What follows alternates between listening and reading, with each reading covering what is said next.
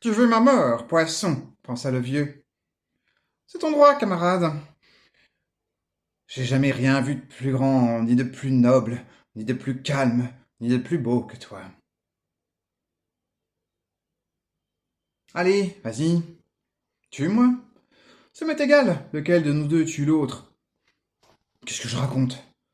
Voilà que je déraille. Faut garder la tête froide. Garde la tête froide. Endure ton mal comme un homme, ou comme un poisson. Salut messieurs, mesdames, personnes non binaires. On poursuit donc la série sur l'écriture avec un sujet un peu plus littéraire que d'habitude. Enfin, dans la lignée de la dernière vidéo, là où on a parlé de poésie. Mais bon, ce qu'on va dire, ça s'applique donc à l'écriture, mais ça s'applique aussi au jeu de rôle, que ce soit écriture de jeu, écriture de scénario, mais aussi ton phrasé de MJ, ton phrasé de joueur. Voilà, donc la question de aujourd'hui, c'est les figures de style défigurent-elles ton style? On va parler des figures de style, donc on va en dire du mal, on va en dire du bien aussi, voilà, ben, tu vois, parce que on va nuancer bien sûr. Je te renvoie pour commencer, toujours pour quand même garder un lien avec le jeu de rôle, on avait fait une table ronde qui s'appelle les MJ et le style, et Eugénie, de son côté, s'était penchée sur le style d'une joueuse. Elle avait fait un article donc, qui s'appelait Le style d'une joueuse. Et il y a aussi un podcast où elle explique ça oralement, quoi. Ce principe de style de joueuse, quoi. Donc voilà.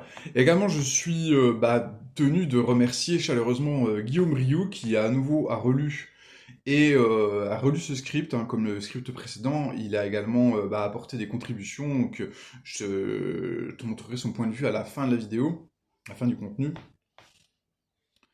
Donc, pourquoi je pose la question, les figures de style défigurent-elles ton style? En fait, mon idée, c'est de dire qu'on peut abuser de style. Et si on fait ça, si on abuse de figures de style, on aboutit à un texte qui est empoulé, hermétique, indigeste, un peu comme cette phrase, et à des dialogues absolument pas naturels, quoi. Si en plus, justement, il y a des figures de style à l'intérieur des dialogues, on se retrouve, je pense que vous avez peut-être, notamment peut-être en lisant certains classiques, en tête des personnages voilà, qui parlent pas du tout comme on parlerait dans la vraie vie, qui parlent avec un style romanesque et ça fait un peu bizarre, quoi.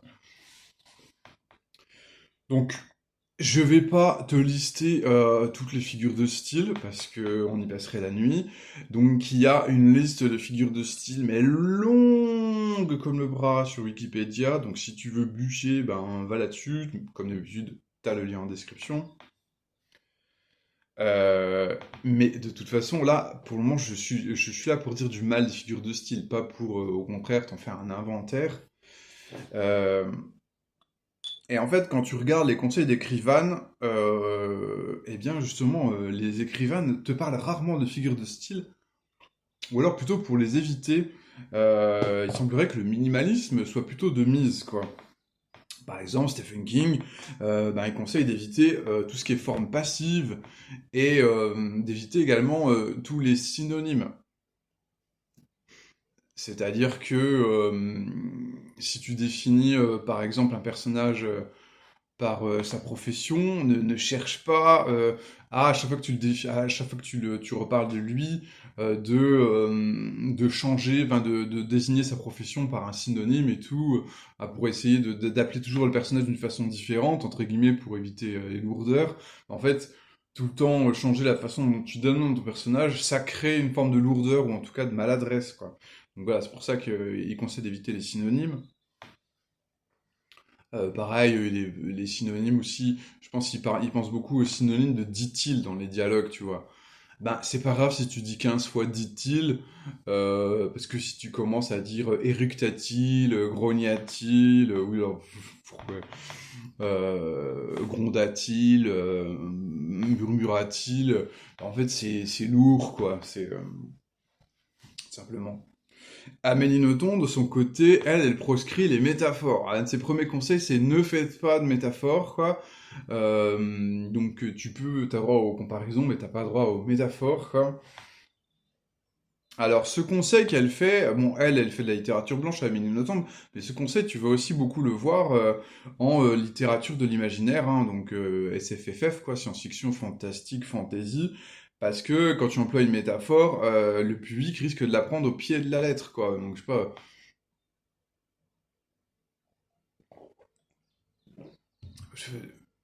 j'improvise une métaphore nulle, hein.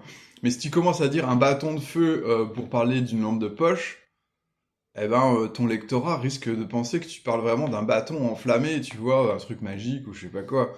Donc, les métaphores en culture d'imaginaire, c'est très très casse-gueule, généralement, on évite. James Ellroy, un de ses principaux conseils d'écriture, c'est "Don't use adverbs", n'utilisez pas d'adverbes. Donc, pas de vraiment, parfaitement, correctement, enfin voilà, toutes ces choses-là. Même très, trop, on évite, quoi, parce que ça a tendance, en fait, à je pense que son propos, c'est que ça alourdit la phrase, ça allonge la phrase, et que en plus, en général, les adverbes sont redondants, quoi. Par exemple, si tu dis il était vraiment beau, en fait, ça apporte beaucoup plus de sens que de dire il était beau, quoi. Bah, pas tellement, en fait, ça a tendance à juste, voilà, appuyer, en fait, à appuyer sur le sens de l'adjectif, et ça montre aussi un peu que en tant qu'écrivain, bah, t'es pas trop sûr de tes effets, enfin, c'est un peu, ça fait un peu, t'as l'impression que du coup l'écrivain manque de confiance en soi-même, quoi, parce que la personne qui écrit, elle se sent obligée comme ça d'appuyer sur chacun de ces termes, parce que voilà, souvent les adverbes c'est l'équivalent d'un marquage au fluo, d'un soulignement, quoi. Et alors c'est marrant parce que bon, par exemple, notre fameux Stephen King, voilà, qui prétend prôner un style épuré, le soulignement, c'est une figure de style qu'il emploie beaucoup. Enfin, il souligne pas, mais il y a souvent des mots qui sont en italique ou qui sont en capitale. Bon, bah, c'est l'équivalent d'un adverbe, hein, c'est la même chose, hein. Bref. On entend aussi qu'il faut limiter les adjectifs. Ça, souvent, les adjectifs, c'est souvent qualifié comme lourdeur. En plus, bah, ça joue un peu le même rôle que les adverbes, c'est-à-dire que ça ne fait que souligner un sens qui est déjà implicite. Par exemple, si je dis la nuit noire, bah oui, on sait que la nuit est noire, quoi. Un avocat véreux, bah oui, oui, bah on sait qu'un avocat c'est véreux, quoi. Mais je pense beaucoup à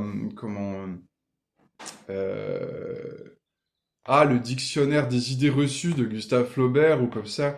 Il accole par ironie, tu vois, il accole des termes qui ont toujours un adjectif qui vient toujours avec eux, quoi. Euh, et du coup, en fait, ça sert à rien de dire l'adjectif parce que souvent, les adjectifs que tu vas avoir accolés à des mots, ben, c'est des trucs, soit qui étaient, on va dire, convenus, on savait qu'à ce mot-là, tu allais mettre cet adjectif-là, donc ça sert à rien de le mettre, parce que l'adjectif ne fait que de souligner une propriété vraiment commune du mot, euh, ou soit ça désigne juste le fait que par exemple, au lieu de dire la nuit noire, tu peux dire la noirceur, les ténèbres, tu vois. Et puis voilà, si ça permet d'aller plus vite aussi, tout simplement. Si vraiment tu as besoin de faire une emphase, en fait, plutôt que de faire une emphase en ajoutant un adjectif ou un adverbe, eh ben peut-être que tu dois changer le mot que tu emploies, quoi. Alors après, ça se trouve, dire les ténèbres pour dire la nuit, c'est peut-être une figure de style. Mais bon, bref, je m'égare.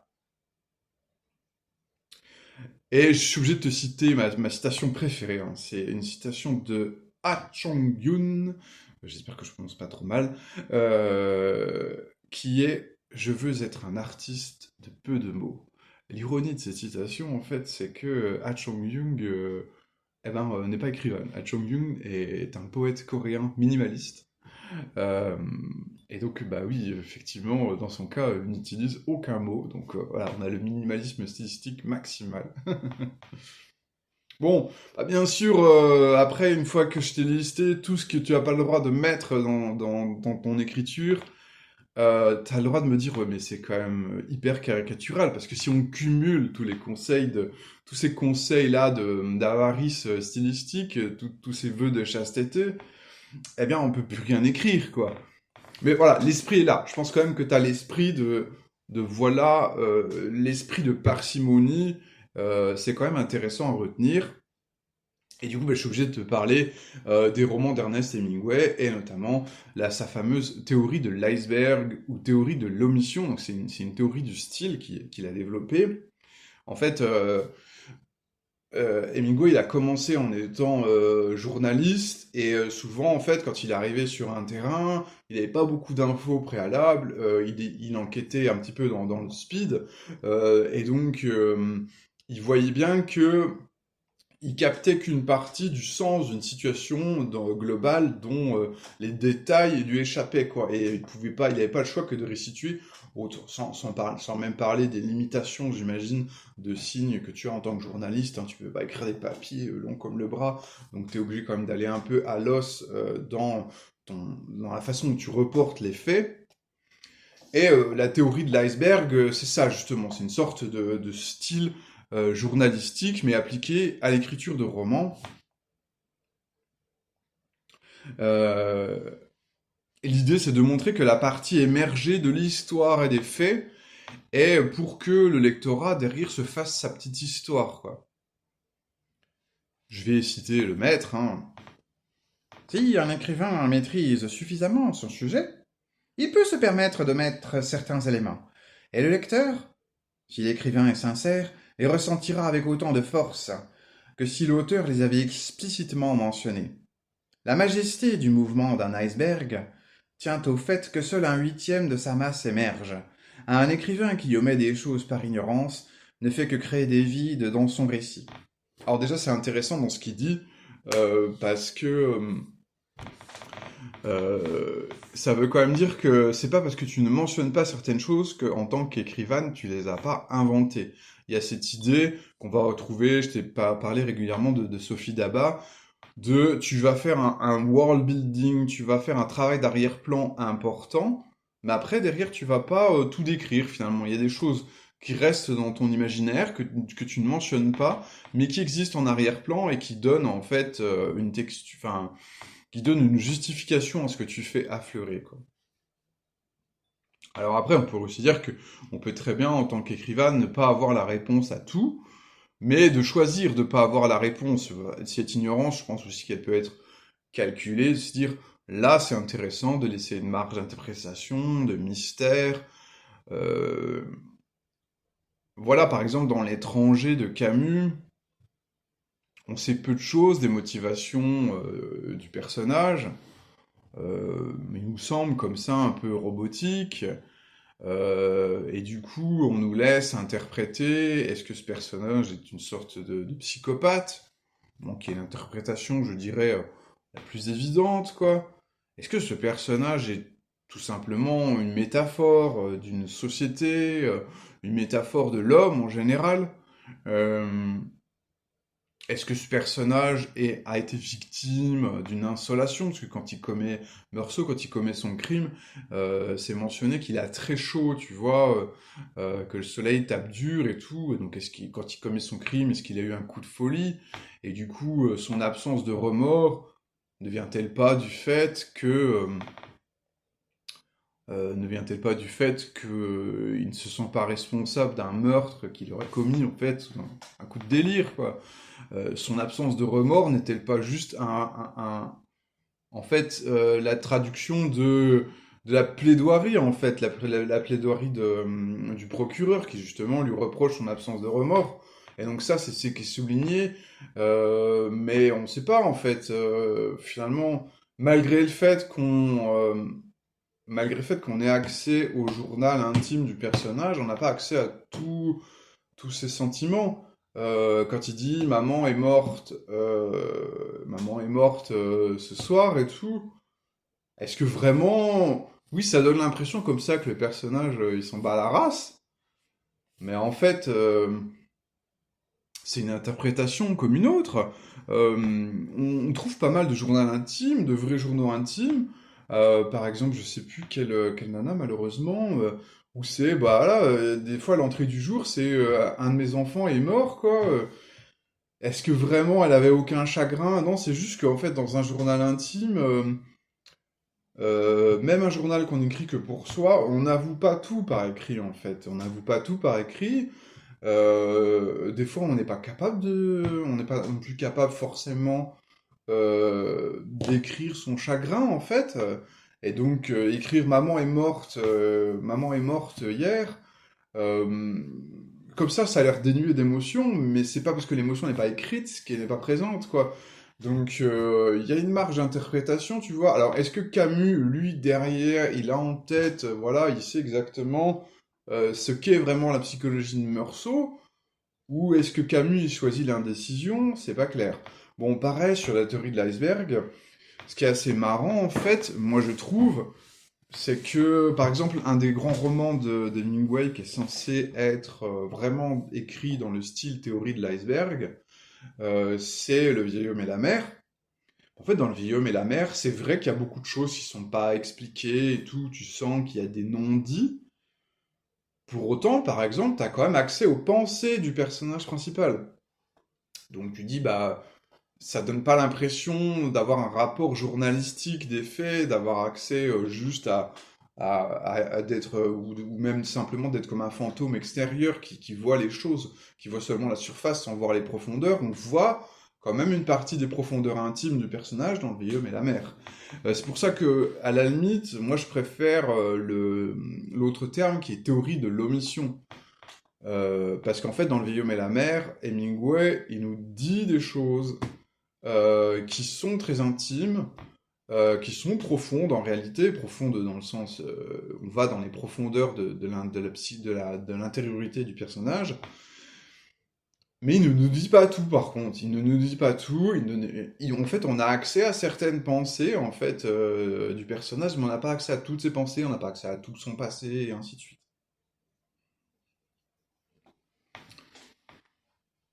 Et donc finalement, cette intimité, d'ailleurs, elle est quelque part assez fausse, puisque on te donne qu'une partie des pensées, euh, ce qui est le même procédé dans L'étranger de Camus, hein, par ailleurs, c'est que ce procédé du journal intime, où on a accès à des pensées du personnage, et on croit comme ça qu'on a sa vérité, mais en fait, non, on a accès qu'une partie de sa vérité, quoi.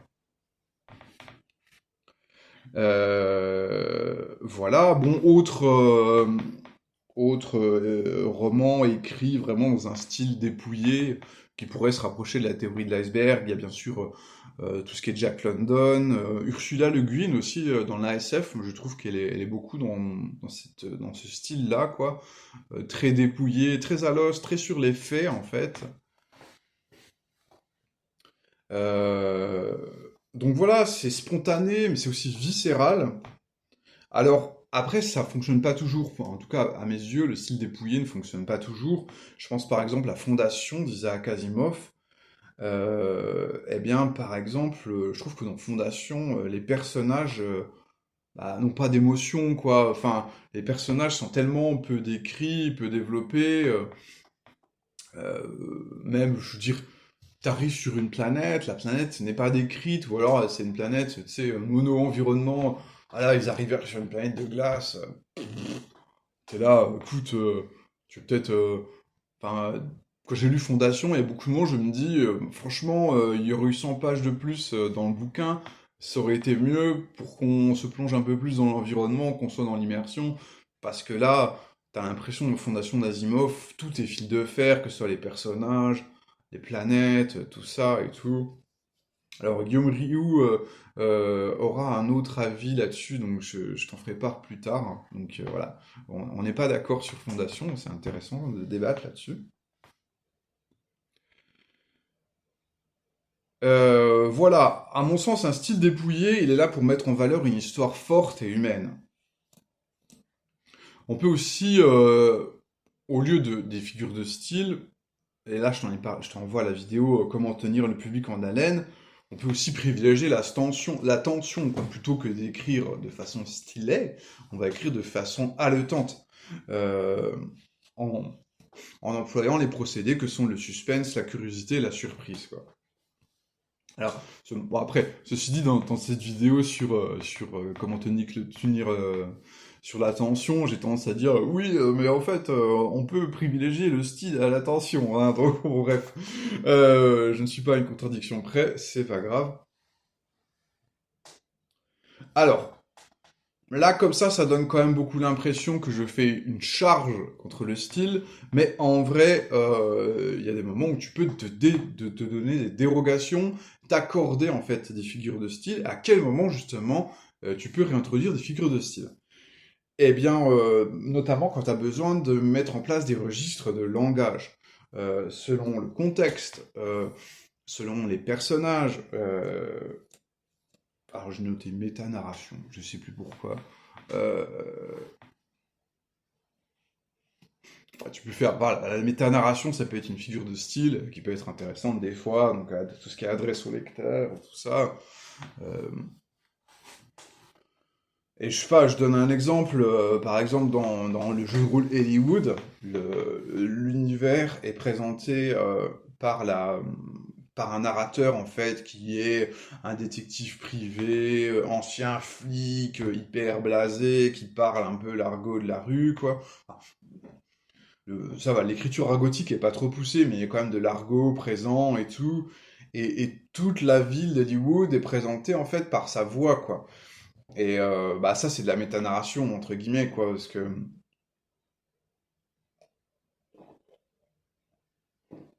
Et ça, voilà, il est vrai que ça départ pas dans... Enfin, c'est pas du tout choquant d'avoir d'avoir effectivement cette ville bah, de roman noir qui est Hollywood, qui est présentée comme ça, de façon un petit peu argotique et tout, enfin, sans faire trop des caisses, mais ça fonctionne bien, il n'y a pas de souci. Euh, Également, les figures de style peuvent être employées, je pense à nouveau aux cultures de l'imaginaire, si on veut aller explorer une altérité radicale, quoi. Donc ça peut être un personnage qui a une façon de s'exprimer justement qui est d'une altérité radicale.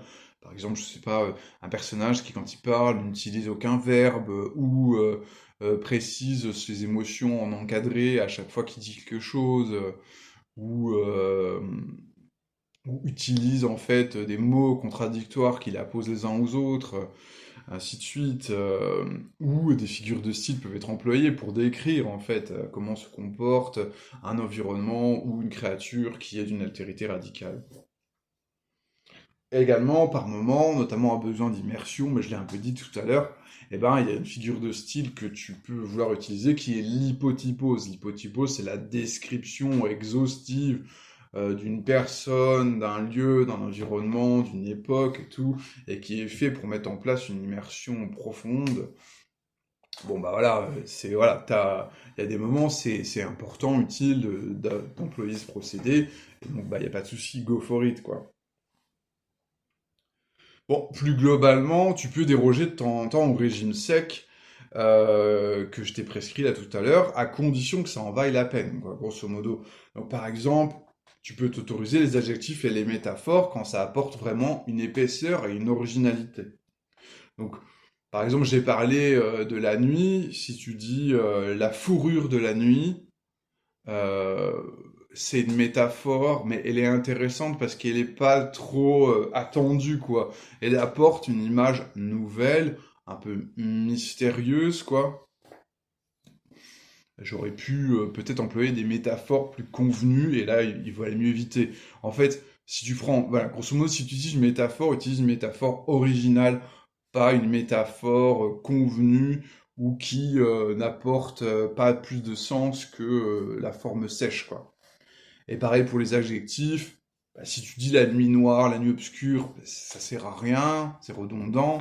Si tu dis quelque chose comme la nuit aboyée, eh ben là voilà, à nouveau on a un adjectif mais qui est original et c'est pas non plus ça n'a pas c'est pas non plus nonsense hein. La nuit aboyée quand je dis la nuit aboyée, ça veut dire quoi? J'évoque cette nuit qui n'est pas silencieuse où il y a des animaux en fait qui hurlent dans la nuit quoi. Euh, Alors bon, je pourrais le dire en une phrase, mais tu vois, en fait, là j'ai une figure de style qui me permet en deux mots de dire ce qu'il me faudrait, peut-être une ou deux phrases pour le dire sans employer de métaphore. Donc là, c'est pas une figure, c'est une figure de style qui est anti-lourde. Donc voilà, c'est des images fortes. Bon, désolé, je suis en train de faire la retable d'une figure de style. Je dis pas que c'est la figure de style la plus belle de l'univers, quoi.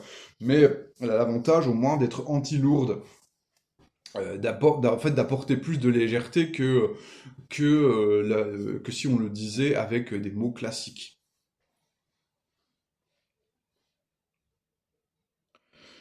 Euh, Et bon, il faut toujours avoir en tête son contexte, ses finalités pour voir si on peut employer des figures de style, même si on peut employer en fait des lieux communs, quoi. Par exemple, voilà, j'ai un peu dénoncé les adjectifs, enfin, comme étant des lieux communs, quoi, finalement des choses.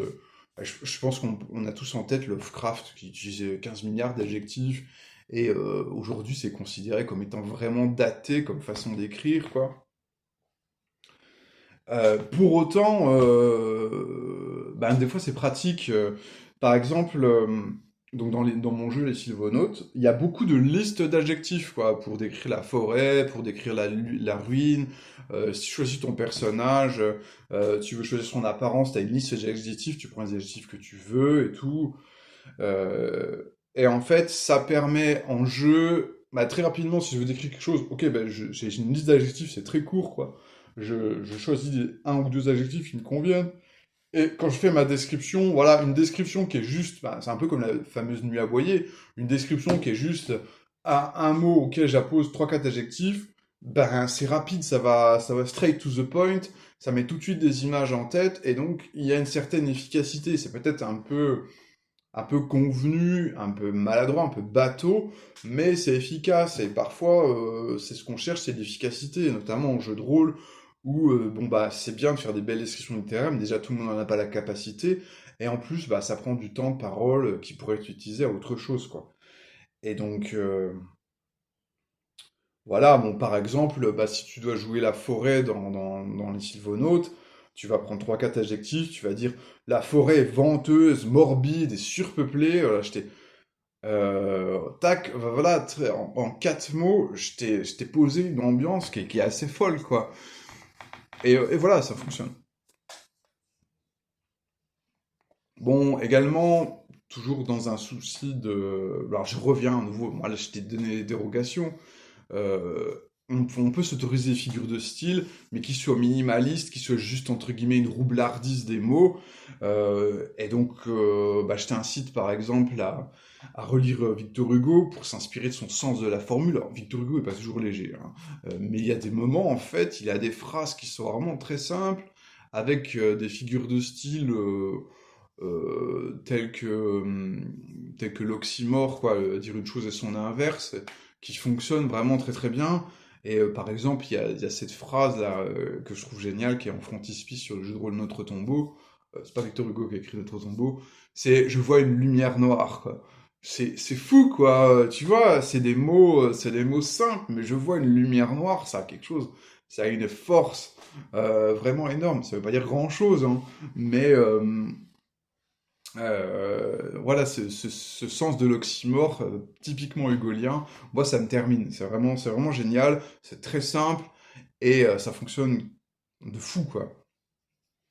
Alors, à Skip, Georges Simenon, au début de sa carrière, il avait un style très très ampoulé, très littéraire.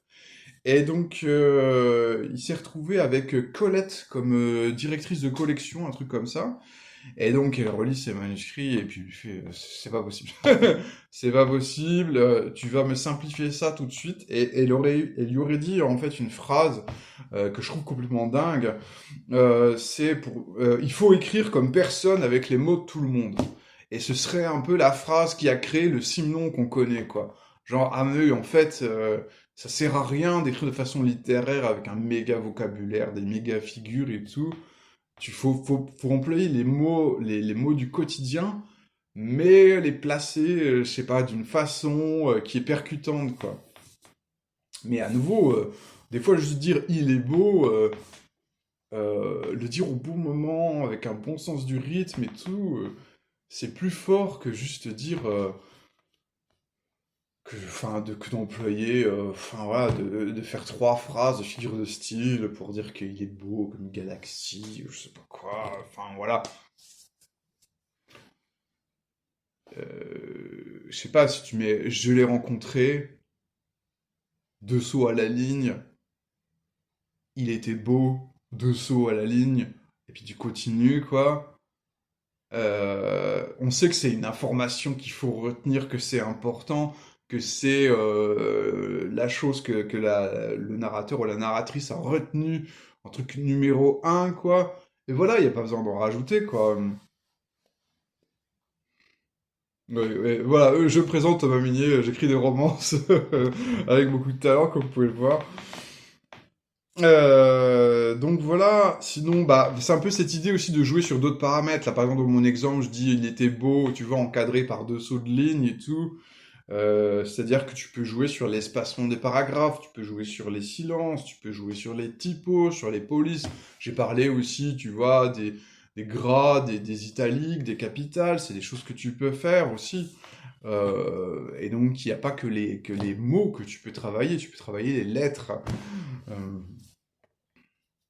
donc bon, ça c'était mon avis personnel sur le style. Et maintenant, on va passer à la deuxième partie, les contributions de Guillaume Rioux.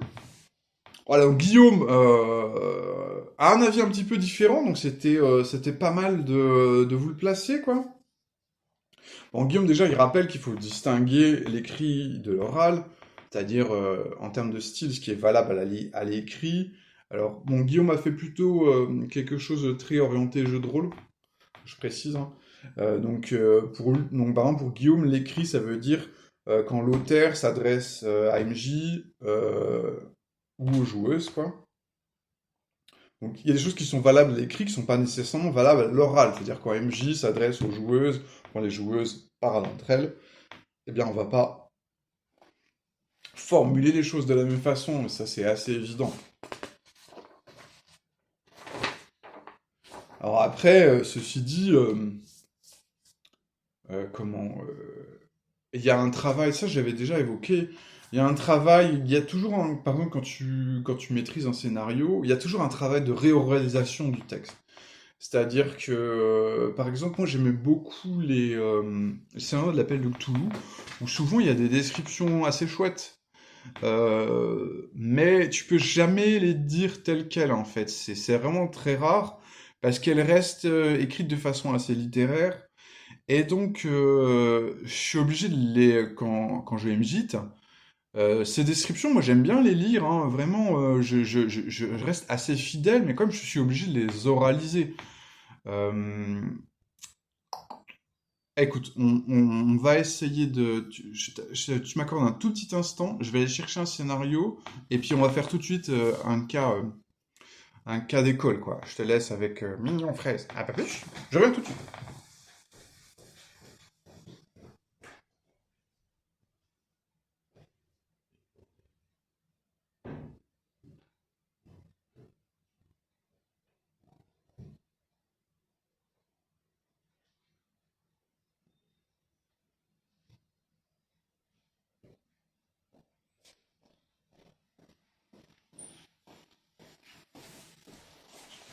Ouais, je t'ai sorti Delta Green, j'ai pris le premier truc que j'avais.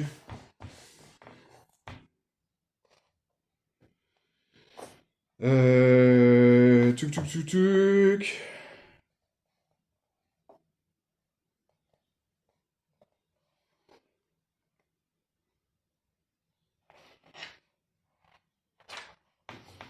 Bon, évidemment, comme c'est de l'improvisation, ça peut être rapide.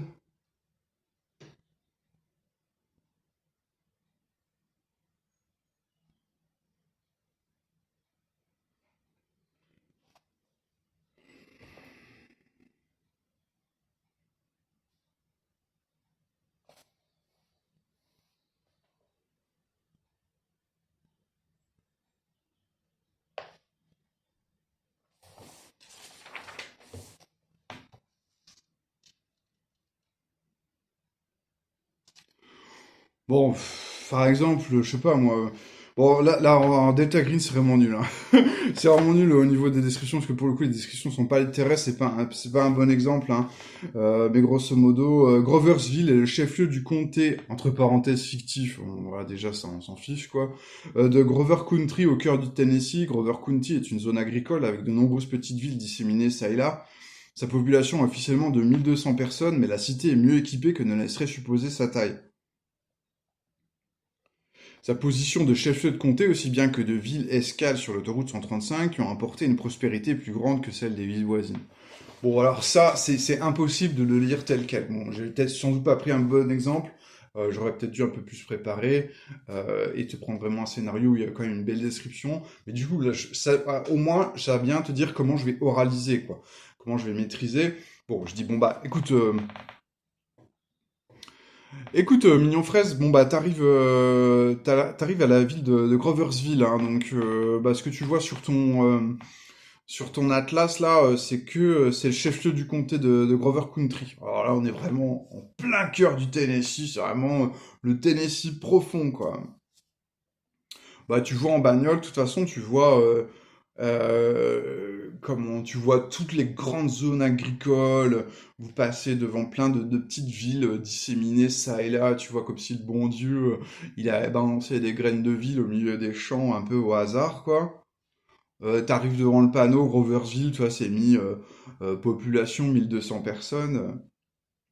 Mais ce qui t'étonne quand même, c'est que bah, pour une petite ville de 1200 personnes, tu vois des équipements flambant neufs, des infrastructures assez imposantes et tout.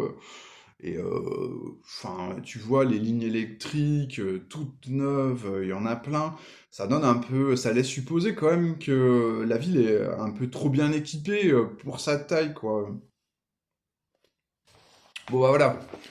Euh, Et tu vois, à la limite, j'aurais pu enjoliver, tu vois, par exemple, en faisant des petits jets de dés. Alors, fais un jet d'idées, tu vois, et là, hop, donc là, on rajoute aussi l'écriture mécanique, si tu veux, le style mécanique. J'aurais pu faire un jet de dés, un jet d'idées, ah bah t'as réussi.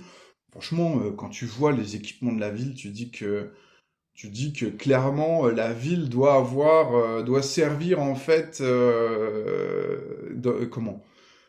Doit être employée à quelque chose d'occulte, peut-être qu'elle est utilisée par l'armée pour quelque chose, parce que c'est pas normal qu'il y ait des infrastructures aussi imposantes pour une petite ville de Pécor de 1200 habitants, quoi.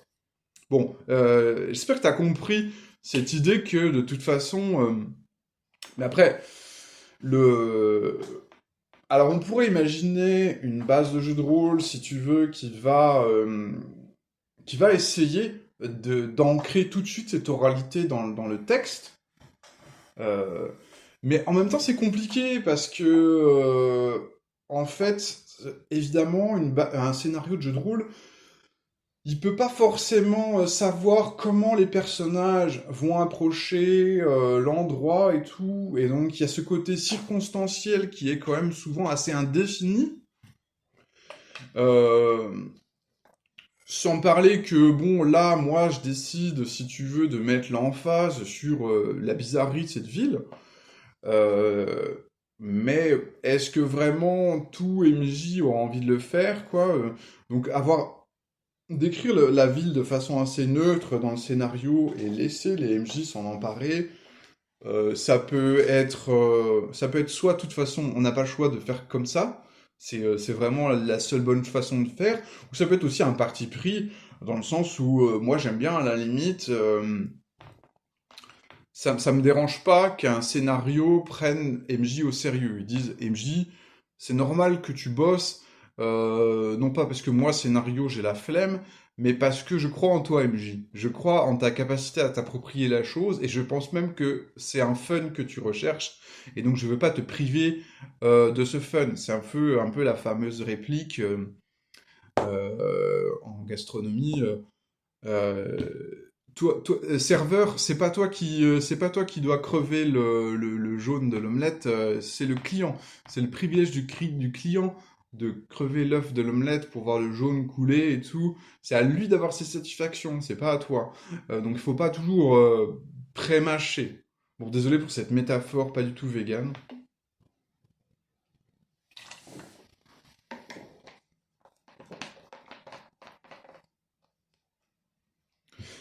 Alors, voilà, c'était une énorme impro. Alors après, d'après Guillaume, il y a des auteurs qui dépassent l'opposition première entre oral et écrit. Alors, je dis qu'il parlait que de jeux de rôle, c'est pas vrai, parce que là, on va parler d'Aimé Césaire, A.V. Césaire, voilà, le boss de fin de niveau. Alors c'est marrant parce que Césaire, tu vois, c'est un auteur mais d'une érudition folle et en même temps, au moins si on en croit Guillaume, il y a un réel travail sur l'oralité, euh, et y compris dans, en fait, l'oralité, grosso modo, l'oralité c'est l'écrit moins la perfection. Et donc, il y a vraiment un travail, quand tu veux travailler sur l'oralité, de prendre l'écrit et d'en enlever sa perfection et son côté artificiel, et d'aller travailler comme ça sur les butées du langage, sur la spontanéité, et donc, bon, voilà. Pourquoi je parle de tout ça? Parce que Guillaume nous parle de l'expression dans un poème de Césaire, soleil coup coupé.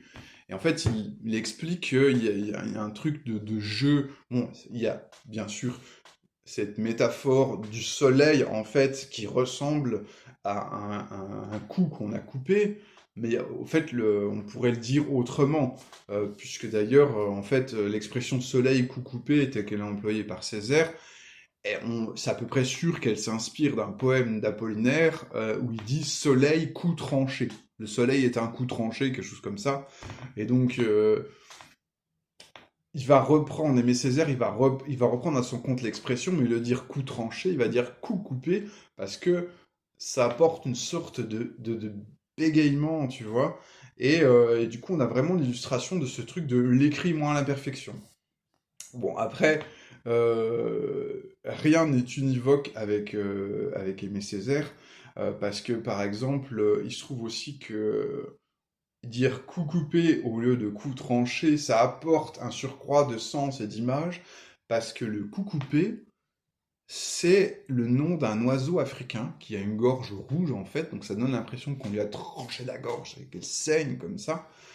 Et donc ça veut dire que du coup on a une double image. En plus de, au lieu de dire quand on dit coup coupé au lieu de coup tranché, ça veut dire que le soleil non seulement ressemble à une tête décapitée, mais il ressemble également à un oiseau d'Afrique. Et, euh, et c'est très fort, quoi, hein. Donc il n'y a pas uniquement un jeu sur le bégaiement. Bon, désolé, c'était hyper long, mais vous avez l'idée quand même, je pense. Voilà, bon bah évidemment, on est obligé de parler de quelqu'un qu'on apprécie tous ici, Louis-Ferdinand Céline.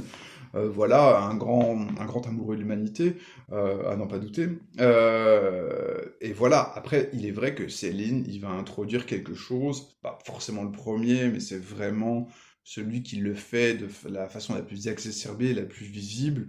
C'est cette fameuse écriture très, très sale, très oralisée, très argotique. Et ça va ouvrir, en fait, ça va ouvrir des voies justement à une écriture qui est directement orale, quoi.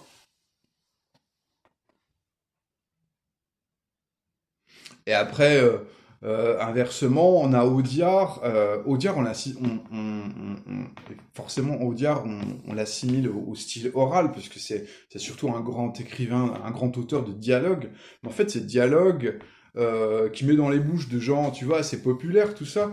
Mais c'est des dialogues qui sont vraiment blindés de figures de style. Alors, c'est vraiment très drôle parce que les formules d'Audiard, je pense au Tonton Flingueur et compagnie, elles ont l'air comme ça que, entre guillemets, des gens populaires pourraient les dire, et en même temps, en fait, quand tu regardes, des fois, elles sont très très écrites. Bon, attention, j'ai l'œil vengeur et le bras séculier. Bon, voilà, enfin, tu vois, il y a un peu ça.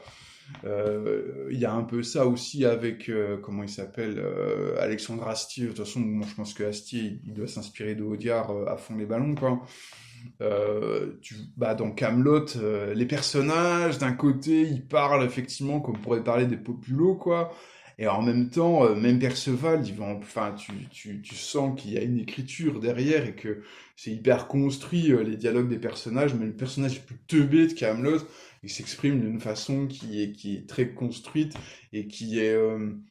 Oui, ils ont l'air de parler comme des populos, mais en même temps, personne ne parle comme eux, vous voyez ce que je veux dire, quoi? Et donc voilà, donc Audiard, par exemple, il va user et abuser de la métaphore, par exemple. Moi, mon commentaire là-dessus, c'est que du coup, plutôt que de te forger un style, forge-toi une patte. C'est-à-dire que c'est ok d'avoir des figures de style. Si ça forme une patte, si en fait ça nourrit une cohérence. Si c'est juste, bon bah voilà, je suis pas capable de dire une montagne dans sa voiture, il faut que je dise de façon stylée, mais que les figures de style que je vais employer pour une montagne dans sa voiture n'ont rien à voir avec ensuite quand il dit il alluma sa radio, et là pareil je veux dire d'une façon ultra stylée, mais il n'y a aucune cohérence stylistique avec la première phrase, voilà, enfin j'ai la flemme d'inventer des façons stylées de dire il monta dans sa voiture, il alluma la radio, hein, désolé. Mais c'est surtout, il faut, enfin, si vraiment tu peux pas t'empêcher de faire des figures de style, il faut que ton style il soit cohérent, en fait, du début à la fin. Parce que sinon, c'est juste une sorte d'exercice technique, de maîtrise technique qui va plutôt gaver tout le monde, desservir ton propos et casser ta cohérence esthétique plutôt que de la nourrir, quoi. Alors, Guillaume nous dit que j'ai tendance à penser que tout est style. Bon, je suis pas hyper d'accord avec lui, parce que oui, bah, si je dis tout est style, si n'importe quel mot, si, en fait, si même la phrase la plus simple, même si il monta dans sa voiture, c'est une figure de style, ben, ouais, bah, dans ces cas-là, si même l'absence de style est du style, bah, en fait, ce contenu, il a pas lieu d'exister. Bon, c'est pas grave, mais je vois un peu, enfin, on voit quand même l'idée de ce que veut dire Guillaume, quoi. Tout est style, c'est que en fait, du moment qu'on est dans une démarche d'écriture, la façon dont on dit les choses n'est jamais innocente. Même quand on dit les choses simplement, c'est pas innocent, quoi. La simplicité, elle aussi, est fabriquée, quoi. Et donc, ce que dit Guillaume, c'est qu'il faut fonctionnaliser l'écriture pour qu'elle réponde à quelque chose, à un objectif. Et donc, les figures de style, elles doivent servir ton intention, quoi. Et le résultat, c'est un outil complémentaire du fond qui parvient à amener le lectorat dans l'état émotionnel qu'on souhaite. Euh, et donc à ça, ça renvoie notamment à la catharsis d'Aristote, hein, qui est ça en fait, c'est l'art est le moyen de fournir des émotions et le style est un moyen d'amener à ces émotions. On a aussi ça dans la rhétorique latine avec le décorum, voilà, qui est l'idée de la façon dont tu parles doit servir l'émotion que tu dois amener, que tu veux amener, l'émotion, voire l'opinion que tu veux amener chez ton public. Donc l'empoulement, c'est-à-dire l'abus de figure de style, d'après Guillaume, ça sert à caractériser notamment un personnage, et le dépouillement un autre. C'est-à-dire que voilà, un personnage va peut-être s'exprimer de façon très empoulée. C'est évidemment que le roi des elfes va peut-être parler d'une façon excessivement stylée, quoi, tandis que son bouffon va peut-être parler d'une façon simple ou tu sais son éminence grise qui va dire trois quatre mots hyper impactants voilà c'est évidemment lui il va pas s'embêter à utiliser des métaphores il va dire qu'on tue les rebelles voilà jetez-les au crocodile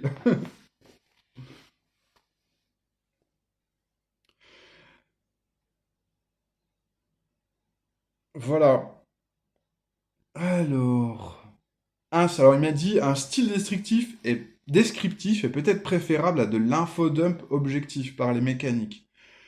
Euh, Alors, là, comme ça, cette phrase, elle a l'air un peu bizarre. Moi, ce que je comprends, c'est que peut-être qu'il vaut mieux dire une épée d'appât. Par exemple, il y a ça dans Vermis. Euh, Il y a une épée d'apparat sertie de bijoux et tout. On sent qu'elle n'a pas été faite réellement pour le combat. Elle est juste là pour décorer. Visiblement, elle n'a jamais servi.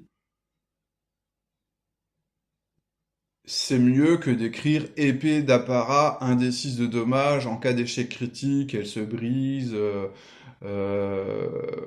voilà, vous avez un malus de 5 pour l'employé parce qu'en fait elle est mal équilibrée, tu vois. Oui, c'est vrai. Voilà, c'est un peu cette idée, quoi, qu'on va retrouver beaucoup dans l'OSR, où des fois on passe plus de temps Après, bon, je sais pas si tu te rappelles, à une époque, je t'avais fait la lecture de Mordheim, où il y avait une description littéraire d'un bouclier de bois, où en fait, ça disait que l'épée de l'adversaire pouvait se retrouver plantée dans le bois, et que du coup, oui, les boucliers en bois étaient plus fragiles que les boucliers de fer, mais il y avait ce truc intéressant que tu pouvais coincer l'épée de l'adversaire dedans. Et donc ça, c'était la description littéraire du bouclier. Après, c'était mi-bouclier, un truc mécanique. Et donc en fait, les boucliers en métal, les boucliers en bois, ils avaient tous la mécanique très simple de genre, ça ajoute, je sais plus, ça enlève tant ou dégâts, quoi. Bah en fait, là, on avait un problème de dissonance ludonarrative, quoi, de dissonance entre la description et la mécanique, qui fait qu'une partie de la description n'a pas du tout d'impact dans la mécanique, et ça, c'est assez déplaisant, en fait. Donc, en fait, il y a cette question de euh, la description.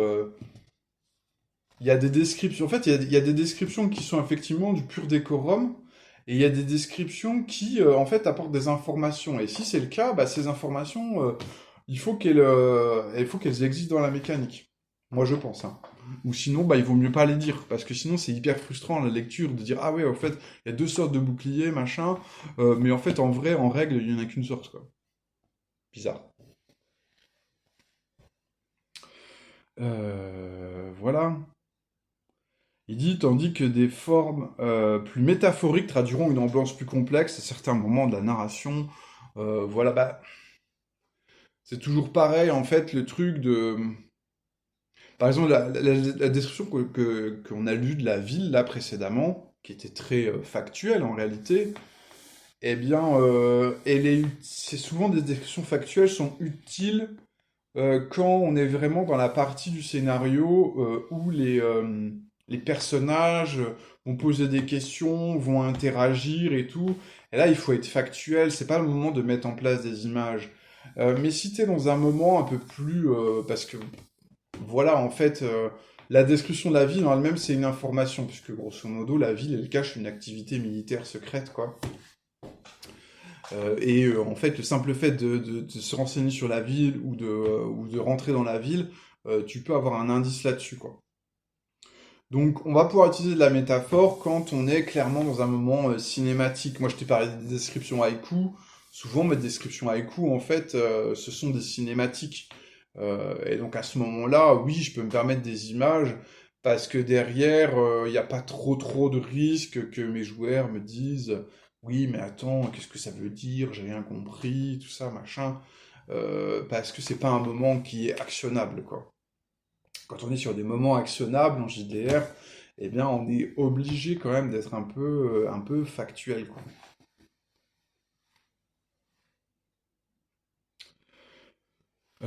J'ai enlevé ces bocaux parce que je me demande si toi ça te perturbe pas en fait quand tu. Attends, je les ai déplacés. Voilà, comme ça. Putain, du coup, ça me donne envie de manger des chocs à pic. Ah, pas plus. Ouais. Donc en fait, ouais, ce qui nous explique, Guillaume, c'est que la métaphore, bah, un peu comme les descriptions haïku que je t'ai parlé, ou la théorie de l'iceberg, ça permet de dire sans dire et ça apporte de la subtilité, quoi. Il nous renvoie aussi sur les personnages qui emploient des figures de style qui permettent de comprendre plus sur les personnages. Bon, je te donnais mon exemple de roi des elfes qui s'exprime de façon très stylée. Bon, bah, ça en dit long sur lui, quoi. Euh, et il prend l'exemple d'un personnage qui emploie une anaphore. Une anaphore, c'est une figure de style où tu commences chaque phrase par le même mot ou la même suite de mots. Et en fait, il sera volontiers typé comme endoctriné ou voulant endoctriner les personnages. Par exemple, moi, président de la FFJDR, je n'autoriserai ni la discrimination ni les privilèges. C'est bien.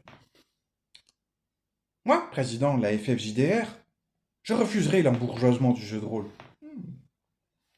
Moi, président de la FFJDR, je rendrai la carte X obligatoire. Moi, président de la FFJDR, j'interdirai les MJ et les scénarios. Moi, président de la FFJDR, j'interdirai les PDF, car les PDF, c'est le... On va se calmer, on va se calmer tout de suite. Voilà, j'en étais où? En fait, Guillaume pense qu'il faut vraiment déployer les niveaux de production des figures de style, quoi. Donc, alors, par exemple, donc, en fait, les figures de style, ça dépend de où ça se situe. Si t'es dans une base de jeu de rôle, selon à l'endroit où t'es dans la base, tu vas pas avoir le même rapport au style. Dans un passage où en fait tu vas expliquer des mécaniques, il faut que MJ s'approprie les mécaniques, eh ben il faut être univoque, hein, et donc on va limiter les figures de style, notamment les formes polysémiques, c'est-à-dire des mots ou des termes qui ont plusieurs sens.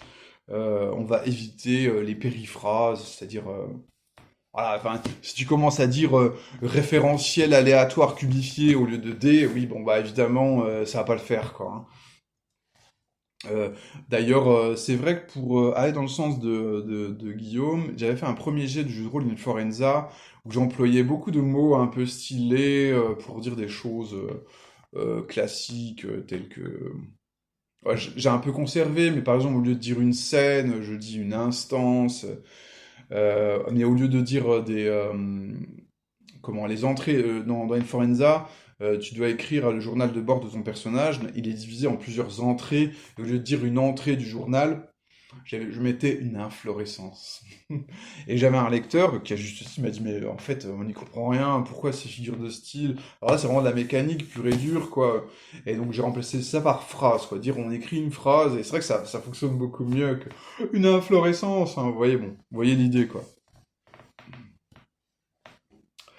Euh, Voilà, et pareil, MJ, quand MJ se fait médiataire des mécaniques, MJ doit faire peur de clarté, de concision, parce qu'il faut favoriser l'appropriation par les joueurs, quoi.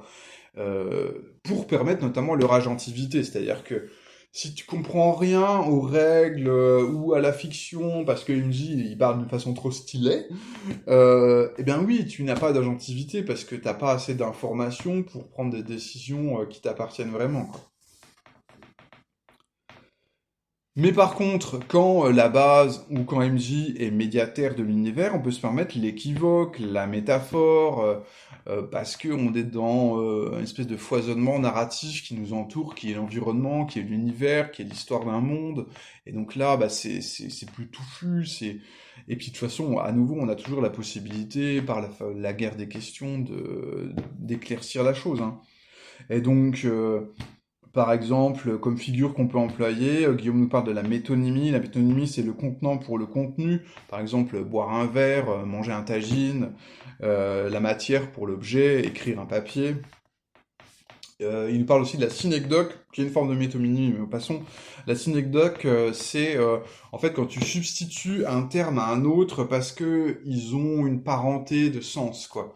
Euh, Par exemple, au lieu de dire un chêne, on va dire l'arbre. Au lieu de dire le chêne, on va dire l'arbre. Donc en fait, on monte d'un niveau la classification naturelle, quoi. Mais bon, voilà, on a compris, quoi. Euh, Son vélo a crevé. En fait, en vrai, c'est pas le vélo qui a crevé, c'est la roue, le pneu du vélo qui a crevé. Mais on comprend très bien, c'est-à-dire qu'il y a quand même une parenté, il y a une parenté de sens entre vélo et roue de vélo, quoi. Il y a même alors parmi les synecdotes un peu inattendues, c'est dire les soleils au lieu de le soleil. On va employer le pluriel au lieu du singulier, mais il y a une parenté logique entre le singulier et le pluriel, donc en fait on peut quoi. Ok, bon, cherchez pas, c'est du style. Bon, après, à nouveau, si dans un monde de fantasy, tu commences à dire les soleils marins hein, s'élèvent, évidemment, bah, tes joueurs, ils vont pas penser que c'est une façon poétique de désigner le soleil au-dessus de la mer, quoi, hein. Tes joueurs, ils vont penser qu'il y a vraiment de plusieurs soleils sur la planète et qui sont faits d'eau, hein, donc voilà, à nouveau la métaphore euh, toujours risquée, malheureusement. Mais après, c'est pas grave, enfin, généralement, bah, au pire, voilà, les joueurs te font la marque, il fait non, non, mais en fait, j'ai juste voulu dire de façon poétique que le soleil se levait au-dessus de l'eau, j'ai dit les soleils marins, désolé, désolé!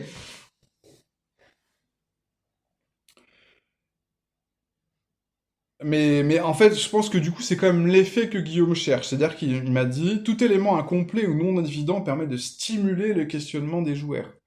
Donc en fait, cette idée qu'il y a un échange, que tu donnes des phrases un peu énigmatiques et que du coup ça réveille un échange avec les joueurs, ça leur fasse poser des questions, eh bien du coup, peut-être que ça va imprimer davantage des images dans l'esprit et tout, ou tout simplement maintenir en permanence l'engagement des joueurs dans la fiction, parce que c'est une fiction qui ne s'offre pas à nu, elle est présentée de façon poétique et donc il faut la décrypter en permanence, quoi.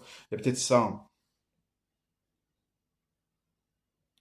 Au contraire, bah, bien sûr, quand on a un environnement imaginaire, des fois, il faut quand même que tu utilises la comparaison ou que tu dises les choses tout simplement clairement, parce que les métaphores, ça rend les choses trop difficiles à comprendre, quoi.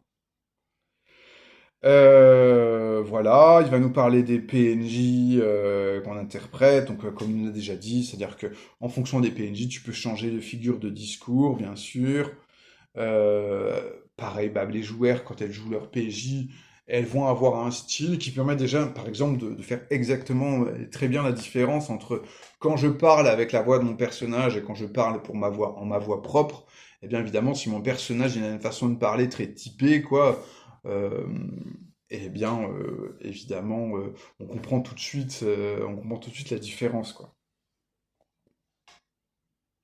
Alors du coup, moi j'ai mis une petite note personnelle sur la façon dont moi j'aime bien rédiger des bases de jeux de rôle. Et en fait, ma courroie de transmission textuelle préférée entre la base, MJ et les joueurs, j'en ai déjà parlé, c'est l'ambigu. L'ambigu, c'est un texte simple, un texte qui a en fait plusieurs sens possibles, et donc c'est une sorte de mélange entre haut potentiel ludique et marge d'interprétation, quoi. Bon, je te renverrai à l'article hein, pour que tu grattes ça un peu plus. Et donc pour finir, Guillaume nous dit, bah, qu'est-ce que le style met en valeur? En fait, il met en valeur les événements. Donc par exemple, Guillaume me dit, ouais, en fait dans Fondation, c'est normal qu'il n'y ait pas de figure de style pour typer les personnages ou pour typer les planètes, parce que c'est pas ça qui est important dans Fondation, ce sont les événements historiques. Donc, ça, c'est quelque chose que je peux entendre. Et il me dit, et par contre, en fait, quand vraiment les personnages ont une psychologie qui est notable et que leur psychologie a un impact, parce qu'en en fait, d'une certaine façon, le message au moins du début de cycle de fondation, c'est que la personnalité des gens n'a pas vraiment d'impact sur l'histoire parce que tout est structuralisme et tout. Et il y a le seul personnage dont la psychologie est bien décrite, la personnalité est bien décrite, c'est le mulet qui est un mutant en fait avec des pouvoirs psychiques. Et en fait, lui, il peut réellement en fait forcer les gens à faire ce qu'il veut. Et du coup, sa singularité a un véritable effet en fait sur la galaxie parce que il est capable d'imposer sa singularité aux autres par ses pouvoirs psychiques. Et donc lui, effectivement, je pense que ma mémoire confirme ça, sa psychologie est mieux décrite. Enfin, on a une meilleure idée de sa personnalité que les autres personnages qui sont vraiment des fonctions, quoi.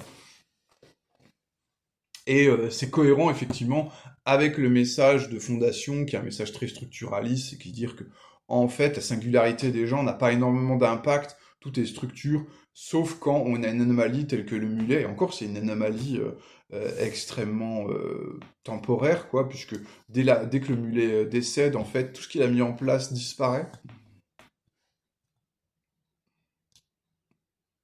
Et enfin, il nous parle voilà, que le style, ça met en valeur les personnages et leurs émotions.